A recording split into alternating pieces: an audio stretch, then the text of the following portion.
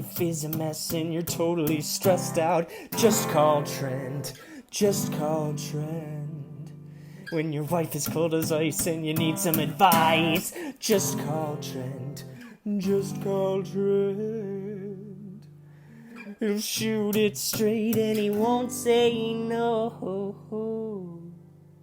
He'll just give you that advice and say, well, there you go. Oh, hello and welcome to another episode of There You Go with Trent Mabry. I, of course, am your host, Trent Mabry. It's another special episode this week. I talked with comedian Kevin McCaffrey. Kevin was a freelance writer for the Late Show with David Letterman, and he also spent some time doing warm-up for the show. We talk about all that. We talk about writing for the Edge and Christian show for the WWE Network, being on World's Dumbest, all that and much more. Here's my talk with Kevin McCaffrey. So where'd you grow up? I was born in Chicago and then grew up sort of in the suburbs there. Clarendon Hills, mostly. Clarendon Hills, Hinsdale. It's like a half hour west of Chicago for the most part. So I lived on Long Island from between the ages of 3 and 8. My dad's whole family is from that side. Okay. Parents got divorced at 8, went back to Chicago. Things were immediately much better. I think I'm not supposed to be on Long Island, and it felt like that as a child too. It's one of those things where, you know, when you're between 3 and 8, that's the whole world, you know. And then I got to Chicago and was like, no, they were fucked up. Okay, yeah, this is I was right. This is definitely better, you know. So I mostly identify as like a Chicago land person. Yeah. Did you live with your mom or your dad when you moved to Chicago? Lived with mom. So I'm the oldest of three boys. So me and my 2 younger brothers and my mom. For the most part. Then when did you realize you wanted to start doing comedy? Were you always like a comedy nerd growing up, or? I was, and although it was like, you know, I feel like there was probably less ways to express yourself as a comedy nerd back then. Like I'm 39, so I grew up in, you know, mostly the 90s and stuff. So the way it worked for me was that I was a real weirdo about I was very young to be as into like late night television as I was, you know. Like there was some tweet going around recently that was like, what's the first joke you're aware of existing? And it's like, I didn't have a joke that fit, but I was like, I remember being a child and knowing that Leona Helmsley was mean. And I knew that from like Johnny Carson and David Letterman monologues, basically. Just like, it's, you know, it's weird to be a kid and you're watching these monologues, which is basically based on the New York Times front page or CNN.com now, basically. And it's like, I shouldn't know who these people are. And I basically don't, but yeah, I was like, I liked Carson when I was super young, and I liked the guy who came on after him even better. So I was just, I mean, I remember watching Letterman do remotes and being like, this is so funny. I don't know how it's not the lead story on the news, you know? So I just could not believe it. And so I used to, like, you know, once I got a VCR, I was like, I recorded that's like Letterman and Conan every night, and then would tape over it if it wasn't memorable, whatever. But yeah, so I mean, that was the main way I think I was like a comedy dork, you know. Yeah, I was the same way. Of course, I had a DVR, but yeah, sure. The fancy living. Exactly. It's a lot less manual work. Yeah, it was a lot easier. I remember like taping very early on with the VHS than the DVR. But like probably like 10 or 11, I started watching Letterman and then Conan and all those guys. I feel like you must be mostly primarily Conan generation. So well, Letterman, I'm 26. Okay, yeah. Letterman was always my guy, though. Even nice. Yeah, I feel like that's a little rare because, like, I sort of feel like even I tend to be kind of towards the end of the people who like Letterman was their guy, you know, for the most part. My younger brother, 3 years younger than me, and he did comedy for a little while too. But like I feel like was very much that was like the beginning of Conan first, and I love Conan too. Like those were absolutely back to back every night, going to sleep forever. But when did you start doing stand-up? Started doing stand-up like I would say seriously, I mean, started doing like open mics a lot in 2007. So I in terms of when I wanted to do comedy, first I played a lot of sports growing up, and then once that stopped and it was clear that like I wasn't going to be a bull, Mhm. then I sort of went to start doing a radio show in high school a lot, and then in college at Ball State in Indiana, I started a TV. I basically took over a TV show and then changed it to be sort of a Letterman SNL hybrid kind of a format, and then that was my whole life for 4 years. So we were doing like we were doing a live show every week with a live audience and like a band and everything for by my junior year, and that was all I did. I was obsessed with it. So I didn't start doing stand up until I'd lived in New York for a couple of years, but I had performed a lot. Okay. Yeah. But as far as like officially stand up, like starting open mics and stuff, I was probably 25. Oh, really? So, like, Yeah. did you go to Ball State because of Letterman, or just that's how it worked out? I almost didn't go because of Letterman. Like I remember getting, you get the little pamphlets in the mail just from all the colleges when you're in high school and stuff. And I remember getting the Ball State one and being like, that would be funny. I can't go there. I like Dave too much. It would just be weird. Yeah. So I was like, absolutely not. But that's funny. And then I was looking into colleges for the sole purpose of like the TV program and doing TV stuff there. Mhm. And so I applied to like Syracuse and UCLA and Notre Dame because my parents went there, and just I think I had to, even though that would have been a dumbass place to go for television. Yeah. And I would have, I would be homeless now money wise. So it just the way things filtered out, it kept being like, am I going to have to go to Ball State? Like Ball State just had like the best TV program that was sort of near Chicago. And they were the only one of the places I visited. I would, I was this shithead 17-year-old being like, well, if I want to start a show right away, can I? And everywhere, like Syracuse and UCLA were both like, no, probably not. Like we have equipment, but you'll probably like, you have to work your way up on things. And Ball State was like, I guess, I don't know, sure. So I was like, all right, we'll do that then. So yeah, I weirdly like, Dave going there worked against it for me because I was like, I didn't want to just do that. I was like, that's too corny. Yeah, I get but that. yeah. So yeah, I think that show is still going. The BSU thing, I think, right? It is. It 100% is. Yeah. I think I got it's asked in to year do it. 21. I got asked really? to do it one time. It didn't work out, but I was doing a show up there. And then the day before they asked me to do it, I couldn't make it in time, but yeah. That's pretty funny. Just to do like a stand-up spot on it. Yeah. That's great. Yeah. We didn't have any stand-ups on the show. I mean, we just didn't know how to like access them, I think, for the most part. We had like bands every episode, but it's called BSU Tonight. It exists. I started college in 2000. It was called something else when I took it over, but I mean, yeah, it's been around that long, which is crazy. It's very cool that it is. Yeah, it is. So would you come out and like do a monologue and like interview?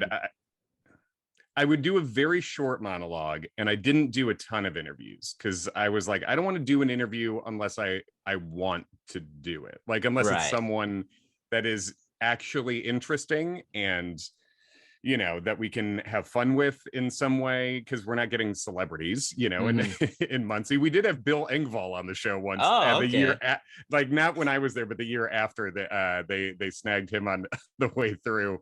But yeah, so I didn't do a ton of interviews. I would do a monologue, but it would be short. I would do it would be more like an introduction, maybe a joke or two, and then throw to a sketch, and then desk pieces and remotes and stuff from there. Yeah, that's fun. So then, where did you go to school? I didn't go to school. Good for you. I didn't graduate. I went for 4 years. I went for 4 years. I thought I graduated. I walked, and then they sent me a thing afterwards. And I left. My last college credit was I got the writer's internship at Letterman, and I was like writing for the top 10 under the table, got hired to write monologue after that. And then I got a notice that was like, you're 1 credit short in creative writing, your minor, and we won't give you this intern credit in that. We'll give it to you. So reapply to drop your minor, which was writing.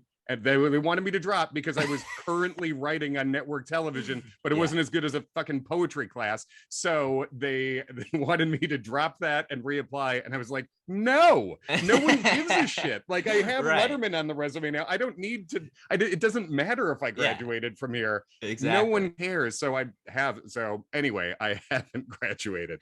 But did you just go like straight into stand up and stuff? Well, I started stand up when I was 17. I did it like a few times. Damn. And then I waited till after I graduated high school to like really pursue it. Gotcha. But yeah, I just never had any desire to really go to college. I always wanted to do stand up, and I didn't think you needed to waste. No, you don't. Yeah. You certainly don't. Yeah. So I was going to ask, what made you move to New York? But it's that you got an internship with The Late Show. Yeah, so I was very lucky. The group of people who were at Ball State at the time when I was, and the ones who gravitated towards this new show we were doing. So it was like there's some very talented people, and a good chunk of us still work in the business one way or another. And a group of us like moved out together and lived together for a long time out here in New York. And one of those people is my now wife, who we've been together for 19 years. And she was on the TV show, and she was like second in command basically before we got together. And she got an internship at Letterman first. She was kind of our Jackie Robinson into getting real showbiz, you know? Mm-hmm. So she got an intern. She was a year ahead of me. So she interned first, did a good job. And then the Late Show started looking at like our college TV show, and it was like a little bit of a pipeline for a minute. So that's what took us out was she got the internship, another guy did, and then I did. And when I did, we all moved out together. Oh, that's great. And what did the internship entail? Like, what did you do? It ended up being so I got the writer's internship, and how it worked at Letterman at the time was it would be like 3-hour interview process. So you go in and you meet with the head of HR, and then you go do like a interview with each individual department. There was like, I don't know, 8 different groups that would do that.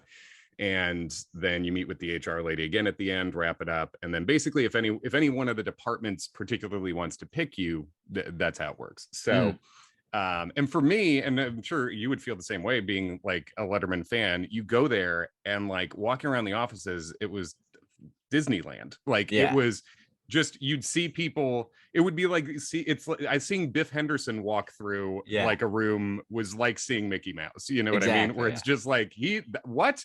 And then there was the guy who actually was the writer's assistant at the time, who did the interview with me, was a guy I knew from TV as Mailroom Bob. Like Bob Borden was the guy's name, and he ended up being a staff writer on the show too. But he was the first interview I did after the HR, and I was like, I know who this guy is. You know, he's been on TV. So one of the things they said in the interview that Bob said was, he was like, it's a writer's internship. You're not going to be writing for the top 10. That's not what this is. Then I did, but at the time he said, you know, he was like, that's not what this internship is. This internship is like, you know, you're doing a lot of organizing assignments, getting the assignments out to the writers, collecting stuff, administrative things, occasionally covering the phones for the head writers, and, you know, just running errands and stuff. Like I remember Bob coming up to me once and being like, are you religious? I know that maybe not be a legal question to ask, but I just, and I was like, no. He said, would you have a problem? We have to buy Paris Hilton sex tape. Can you go do that? And I was like, yeah, that's fine. So I had to like go get petty cash to buy A Night in Paris and go to some like seedy Times Square porno store and do that. But it's like, yeah, you know, it was a bunch of, you know, it's a bunch of just like typical intern stuff. You just happen to be working with at the time what was probably like 10 to 12 person Late Show writer team. Mm-hmm. So then how did writing for like the top 10 lists and stuff come about through the internship? since they said that you weren't going to do that. But yes, they were explicit about that I wouldn't, and then and I wasn't, I guess, supposed to, but there was a day where, so when I'd be covering the phones, you would know what the top 10 topic was. You'd pass it out on a sheet of paper to everybody. So when I'd be covering phones, if nothing was going on, just to occupy myself, I would write on whatever the top 10 topic was for that day. Yeah. And Bob went down, and he apparently, like, Dave took the top 10 list and crossed out everything, like crossed out all 10 before like the show. So the writers were in a panic and had to like rewrite the top 10. Bob had to hustle up, and Bob saw me and was like, "What are you writing?" And I was like, "Nothing." And he's like, "Let me see it." I'd written like, I don't know, like 7 or 8 entries. And he was like, "Can I give this to the Stengels?" The Stengel brothers were the head writers at the time. And I was like, "Okay." And then I did. And then the Stengels had their backs to where I was, and one of them was like, "Send Kevin in," and was really stern about it. And I went in and I sat down. They wouldn't look at me, and one was like, "You wrote 3 pages of 10s. We didn't even check one off to go forward. That's not good." And then the other brother went, "Oh, it's the other Kevin," because there was another guy named Kevin there at the time. And then he was like, "Oh yeah, you got number 9 and number 1. Great job." Like, wow. it just like it was top 10 signs Lance Armstrong is getting cocky. And I think it was 9 was like, I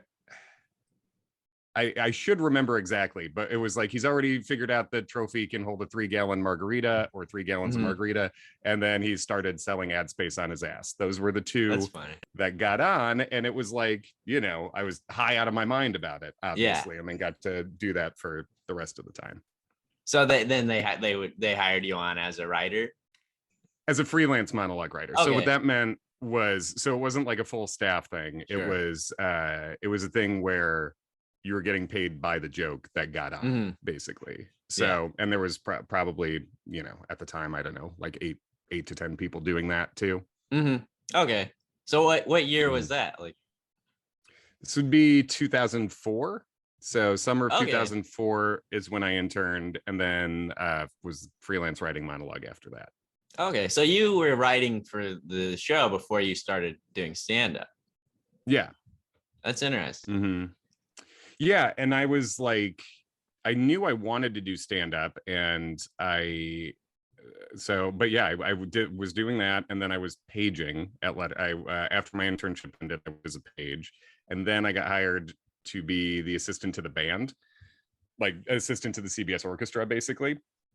So I did that for a touch over a year, and then I got a writing job at VH1, and that's when I left the show. But I think towards the end of when I was a music assistant was the first open mic I did. I did like 1 open mic, then I got this writing job, did no stand-up. The writing job ended, and then I started doing it stand-up in like 2007. Okay. What was the show at VH1? It's called Celebrity Eye Candy. And I mean, I don't think you'd classify it as good, but the people who wrote on the show were good and have like gone on to do things and stuff. One of them is I met one of my best friends there, a guy who officiated my wedding, this guy named Brock Mahan, who recently was like one of the lead producers on Hassan Minaj's Netflix show. Okay. So he's doing great. He's done a million things. And there was a woman named Megan Nuringer, who's a very funny comic actress and writer too. But yeah, so it was like a really fun little writer's room. But I mean, the show was just like, you were taking paparazzi footage we weren't taking paparazzi footage, but the footage that existed, we would use for material. So it's sort of like a celeb news show. We'd write like parody songs and, comedic packages about it and stuff like that. Okay. So did you like submit a packet for that, or did you get it based on like your freelance writing for Letterman? I'm sure that helped. It definitely helped. A friend of mine had written at another VH1 show, a guy I met paging at Letterman, and he heard about this job opening coming up, and he recommended me for it. And then there was a packet that I did for it, and then just went in and interviewed. And the interview is basically just, making sure you're not a psycho, and then Yeah. They hired me, and I remember like the money's like fine. I would like to have a writing job right now that would do this, but it was like $1,200 a week, and I was like, I'm fucking rich now. Holy shit! Like, which is, I mean, that's like half of what you make on a union job as a writer. But I was like, oh my god, this is nuts. I mean, I was also living in a 1-bedroom apartment with like 3 other people at the time, but and I wouldn't be moving out of that situation for a while. But like, yeah, I remember like, this is amazing, and it was 8 weeks of that, and then the show disappeared. Yeah. So. So how long were you doing stand-up before you did your spot on the Late Show? On Letterman, it was, I mean, I guess like 5-ish years. Okay. 5 years seriously, 5 or 6, I guess.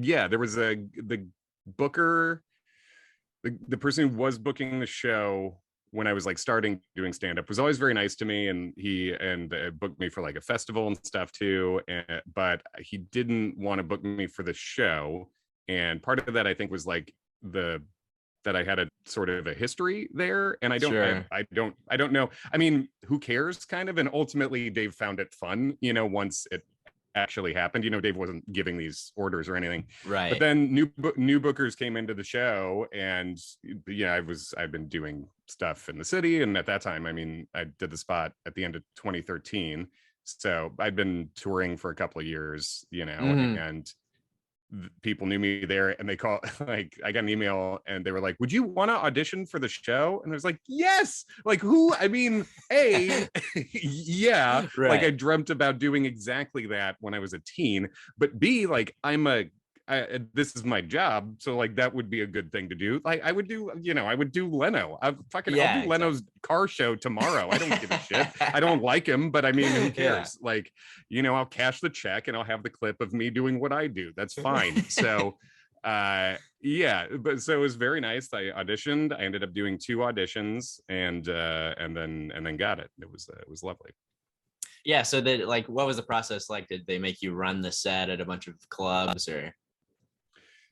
So the audition process at the time, and I don't think there used to be kind of a standard about this, I think, with late night sets, but back then, I think the bookers of these late night shows would actually go see shows more, and I don't think they really do anymore. I think they mostly sit in the office and take internet clips and listen to agents and whatever.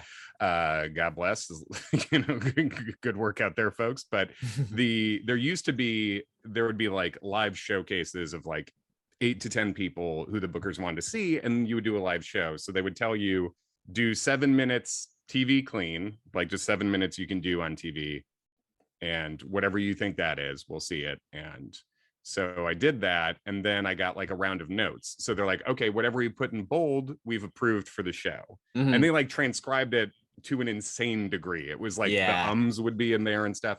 And they put in bold. The first time I auditioned, they like put in bold like 4 minutes, and then the other jokes were in gray. So they're like, all right, so we'll do another audition. You'll do these 4 again, and then just add 3 new in, and we'll see. And basically, they wanted to approve like 5.5, 6 minutes.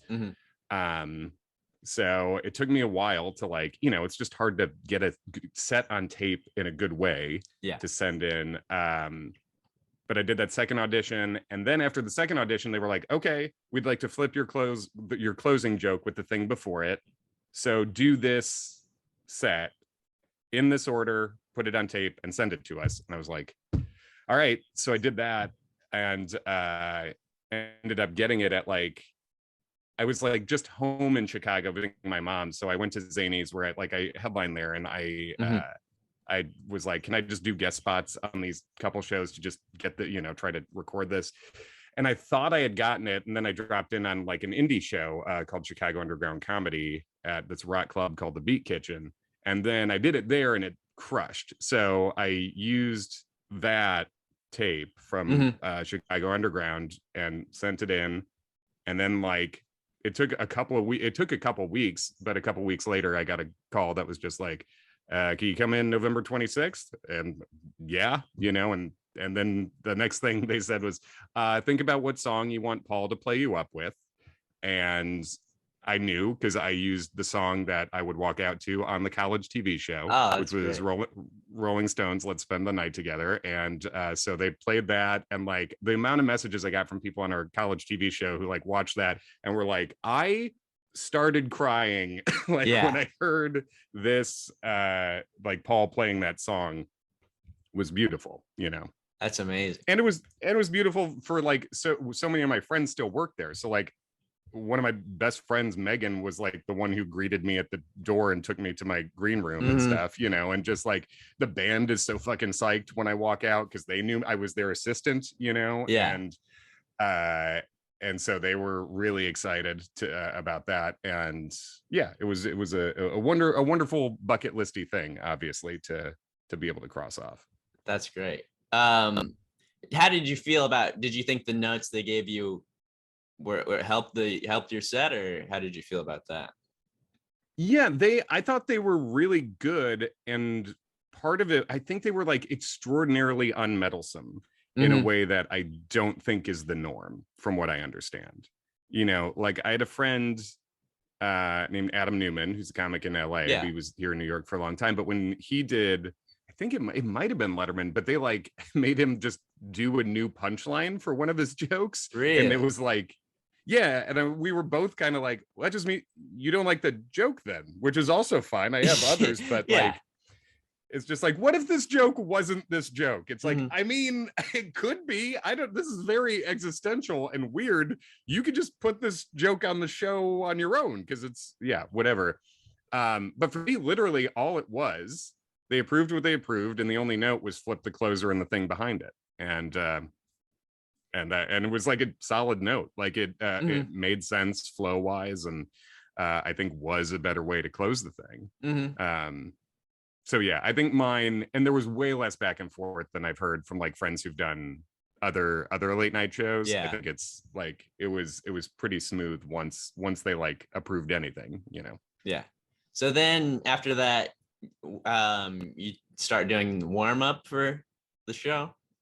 I did warm up very briefly, but yeah. So I did. There's the warm up comic for the show.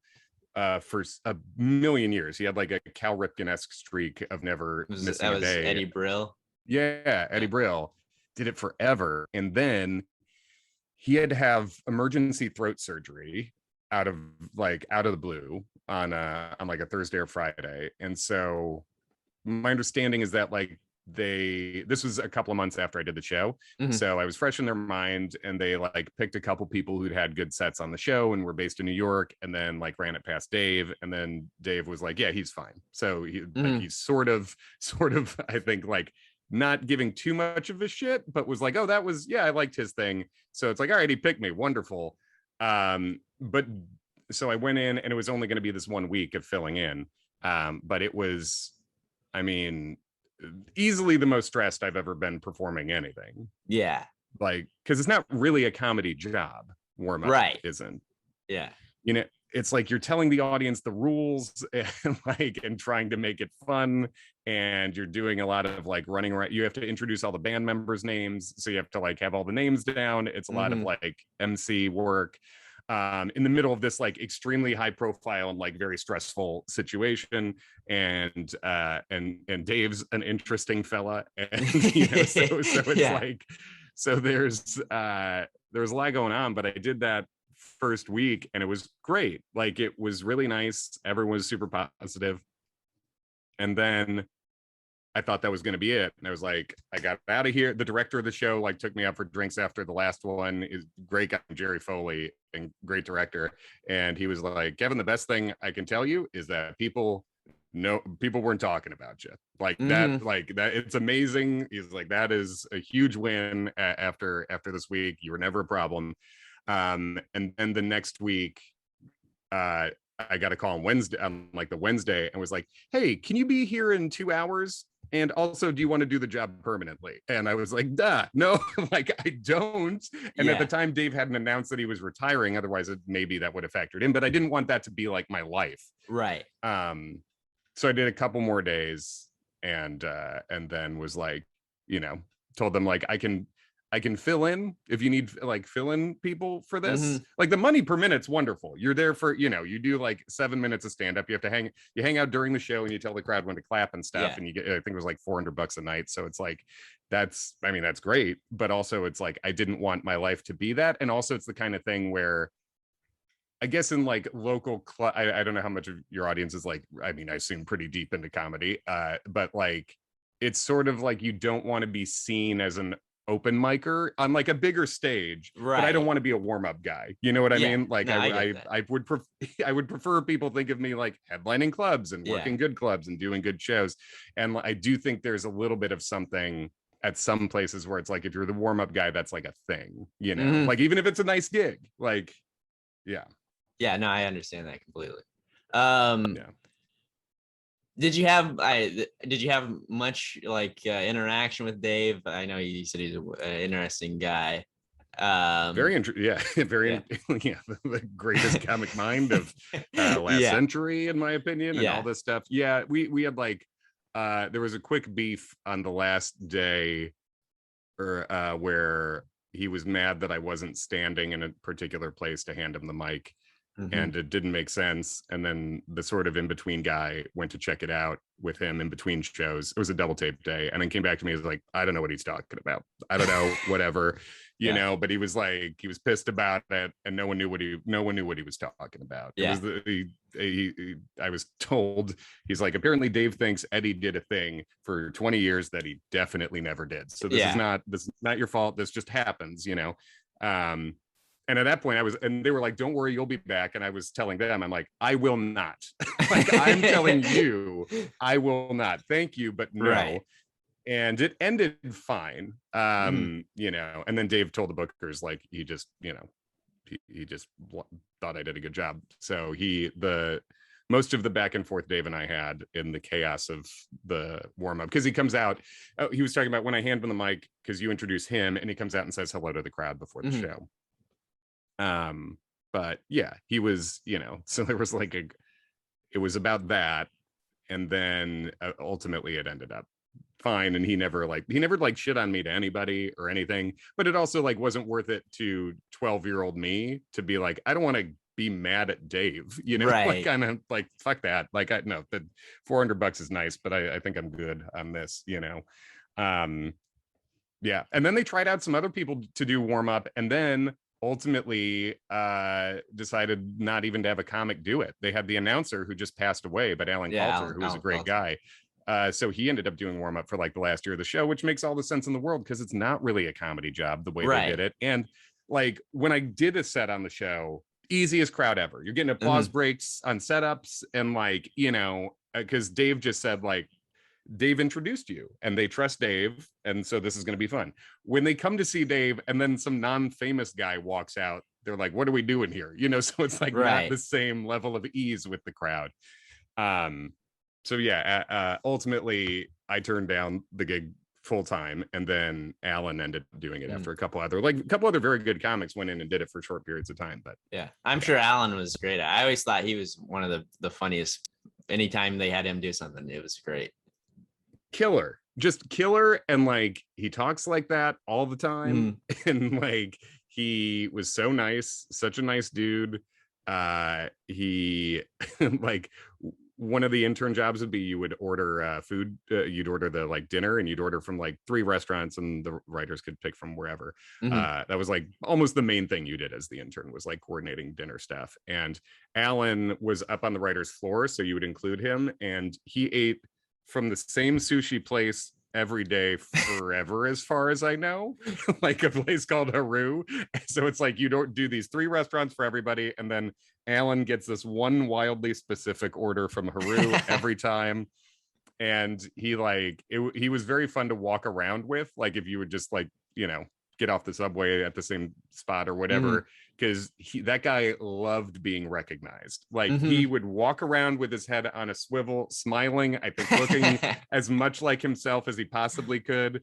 One of my first days of interning, we were like walking to lunch together, and someone just yelled like, Alan, you gonna keep your pants on tonight? And he just said, to be determined. And that was it. But he just like loved the whole thing of it. So it's very cool he got to do that, Yeah, that's great. I always loved him. So good. Yeah. So I'm a big wrestling fan. Did you write Oh, for WWE, like Monday Night Raw and stuff like that, or you wrote no. for the Edge and Christian show?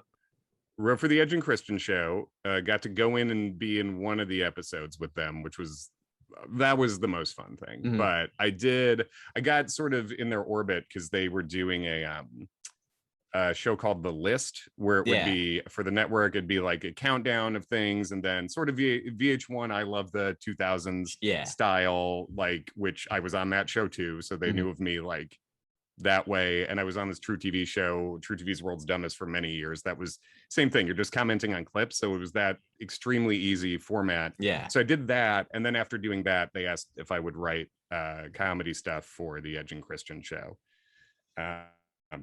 So I did, which was weird. It was that, I mean, that was a very weird gig. I would just write remotely, and then there wouldn't really be notes. They would give me a premise, so I wasn't pitching most of the premises, and the premises are like not good. You know, Right. and it's not like good comedy. Like Yeah, Edge and yeah. Christian, I think, are great, and they're like fun guys. Mhm. And then but I don't know, you know, who was coordinating the rest of the stuff. And when I went in, they wanted me to be in a sketch. They did have like a 90s episode, and I was playing myself, but I was like a guy at the warehouse trying to sell them merchandise, but it was like wrestling memorabilia, but it was wonky in whatever way. And I get there, and the script is like, I mean, bad to the point where it's like the spelling's bad. Like, it's just like, who did this? This is like not a grown-up.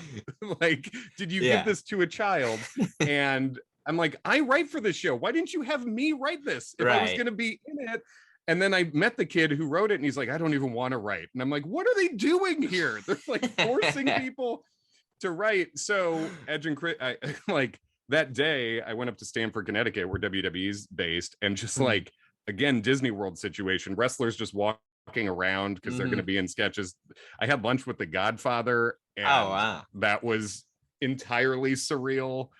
Godfather's he was a pimp character in the 90s. And like, when I met Edge and Christian, they introduced themselves with their given names. You know, they're like, I'm Adam, I'm Jay. And Godfather was like, you can call me the Godfather. It's like, absolutely, man. I prefer it, honestly. Yeah.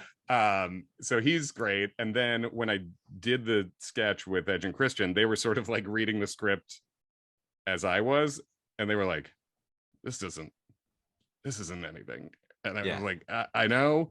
And then they were like, well, we can use the beats. There's like 3 beats of like what I was selling. And they're like, are you cool if we just like kind of talk around it? And I was like, call it in the ring. I would love to call it in the ring with Edge and Christian. What a fucking dream.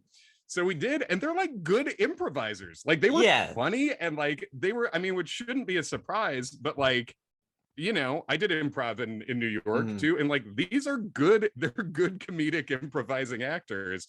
And like, that's a clip I like showing to people. It's like a funny couple minutes, and they were great. Yeah, I'll have to check that out.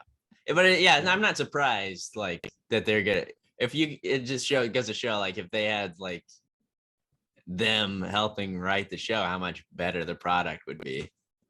Of course. Yeah, because they care. And also, it's a thing where like, it's kind of akin to stand-up, where could you imagine if just like anyone was writing your stand-up? Like, it would be embarrassing sometimes to go out and do, because you have to wear it, you know? So these are guys who have to like wear it because they're on stage, in the ring, whatever.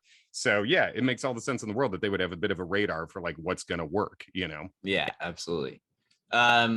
You mentioned World's Dumbest. I've heard from multiple comics that have been on that show that's like that's their big draw. That's what gets people most of the audience. Absolutely. It's sort of like the Letterman thing is like the Varsity Letter among other comics. Like, you know, that's a great credit for us. And like, it's great when like, you know, if I'm being introduced to like a bigger comic, and they find I did Letterman, they're like, oh shit, okay, cool. Like, sort of like it sort of cuts the chase to be like, oh, you might be real in some sense, you know? So that's obviously the thing I'm proudest of, but no one gives a shit. Like in terms of like, no one's coming out to shows because I did Letterman, you know, like they come out to shows because I'm probably still currently on TV right now. Like it reruns every, like, I think all day, every Tuesday, basically still. We haven't done a new episode since 2014, but I did 200 episodes over 6 years.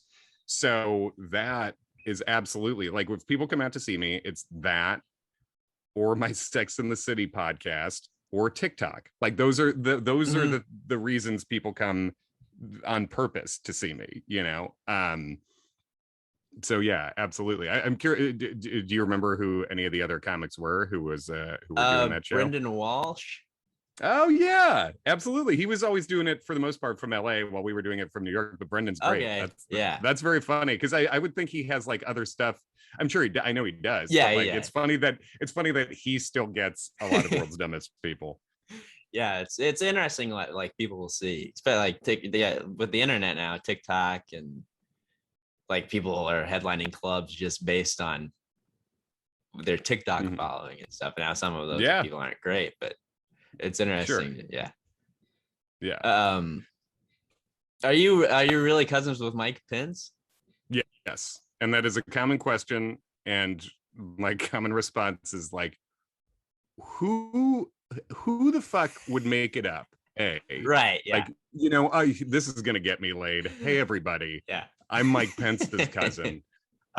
So who would make it up? And B, like, what's the end game to making it up? Like, if I was making it up and then I put it online, like I would think that wouldn't end well or go well for me. You know what I mean? I don't want to have like the Mike Pence cousin thing be the version of like Steve Rannazzisi saying he was at 9/11. You know what I mean? Like, so both national tragedies. Yeah. Oh, 100%. Yeah, absolutely. So it's true. It's not like we're not boys, you know, like, right?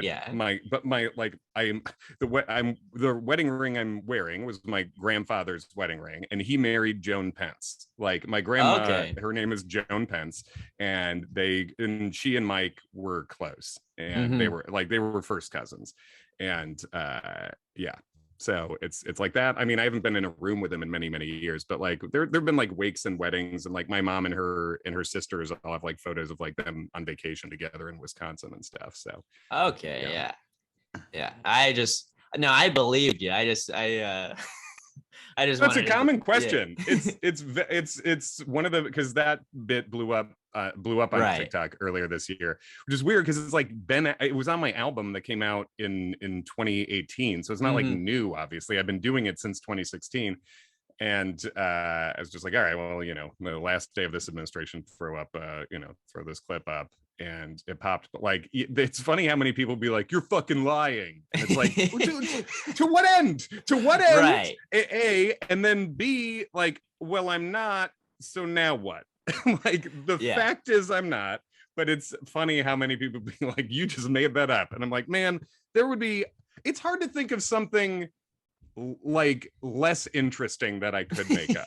Like one of the most nefarious but boring figures in American political history that I'm a distant cousin of. It would be weird if I didn't address it at all as a person who goes on stage and talks about my real life in like a normal human way.